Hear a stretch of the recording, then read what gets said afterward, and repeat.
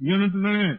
jeexal sama xeet mi ngi jóge ci dëbb ak ci mbas de waaw moo tax ku dee ci mbas dafa sayid de waaw mbas nag saafe yi na ne amul genn garab gu raw waaw sambaalal yàlla de bu mbas boo déggee mbas daal bëri leen sambaal subhanallah alhamdulilah waaw su ko defee rek yàlla dana la jëmusal de waaw gisal yonent yàlla yoonu sa bam nekkee ca géej ga waaw laa ilaaha illa anta subhaanaka innii kuntu mina zaalimiina loolu la doon wax yàlla wax na ci weneen saar falawlaa annahu kaana minal musabbihiina lalabisa fii batnihi ilaa yawmi yub'asuun waaw ba jàqare ju jaa mën a nekk daal sabal mën na ko caa génne de na ko def nag waaw mbas nag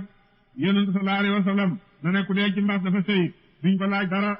lu néew ak lu bëri ay mbas wàcc nañ ci waaw jullit ñi nag ci jamono Seydina Omar waaw mbasam Omar waaw ca la Muaaz ibnu Jabal dee boobu mooy buur ci Kuufa waaw ba mbas ma ñëwee nag bët bu set nit ñi dee te ku bëgg a dee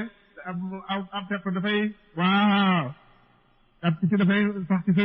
waaw kanam rek di màgg di màgg di màgg di màgg ba balaa laa bàyyi nga dee waaw nit ñi dee rek maas nag bëgg cee dee ndax li yonent ne ku ca dee da ngaa sayit bët bu set waaw muy wax man ñëpp a ngi dee rek man dara jotuma waaw ba benn bés nag mu yeewoo gis ab picc ci kanamam mu naa yàlla picc bi tuuti na yàlla nga ko réyal waaw tuuti na yàlla nga ko réyal picc bay màgg nag ba moo ko lay def moom Muaaz ibn Jabal naka noona yonent na ne ku dee ci lakk dafa sayit ku dee ci mabb lëf mabb ci sa kaw nga dee waaw kooku yi dafa sayit ku dee ci lab dafa sayit ñooñu nga xam ne